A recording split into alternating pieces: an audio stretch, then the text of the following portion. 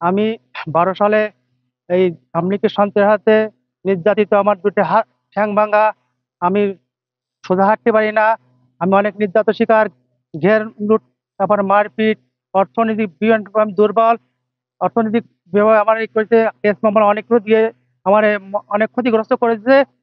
তারা এখন সেই বিএনপির মাথায়, যারা কোনোদিন নাম শুনিনি, তারা বিএনপির কোনো মিটিং মিছিল যেতে পারেনি, তাদের অত্যাচারে, তাদের মারপিটি শিকার হয়ে তারা বর্তমানে বিএমপি হয়েছে। আর আমরা কোনো মূল্যায়ন নেই আমাদের, যে আমাদের উপর লেভেলে যারা আছে এদের কাছে আমাকে দাবি যে তারা একটু যাচাই বাছাই করে সুস্থ সুন্দরভাবে যেভাবে করলে ভালো হয় সেই ডিসিশন করে, যারা মূল বিএমপি করে তাদেরকে নিয়ে করে। তো উপবিভাগ নির্বাচনে এখানে এজেন্ট ছিলাম, তুহিন সাহেবের এজেন্ট ছিলাম।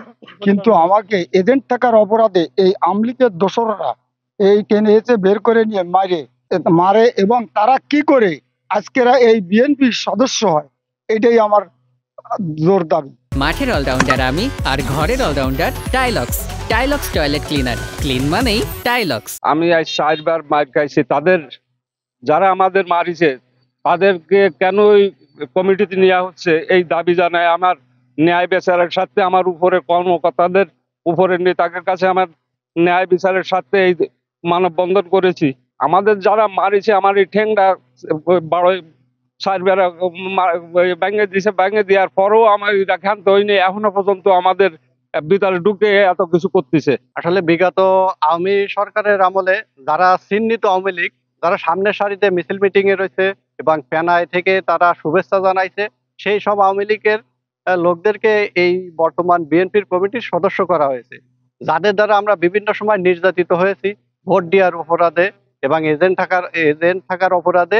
সেই সব আওয়ামী লীগের লোক এখন বিএনপির ভোটার তালিকায় নাম লেখাইছে এবং আমাদের সামনে থেকে তারা এবং বিএনপির যে কর্মীগুলা তারা এখন পদ পদবি নিয়ে নির্বাচন করতে চাচ্ছে এবং তারা তো তাদেরকেই ভোট দিয়ে নির্বাচন করবে। তারা কখনোই বিএনপির প্রকৃত পক্ষে যারা বিভিন্ন সময় রাজনীতির সামনে রয়েছে, আন্দোলন সংগ্রামে রয়েছে, তাদেরকে কখনোই চাবে না। তাই আমরা কামরুল ইসলাম গুরাবাই থেকে শুরু করে আহ্বায়ক তুহিন ভাইয়ের কাছে আবেদন জানাচ্ছি, যাতে করে এই আওয়ামী লীগ লোকদেরকে বাদ দিয়ে স্বচ্ছ বিএনপি কর্মীদেরকে ভোটার তালিকায় অন্তর্ভুক্ত করা হোক।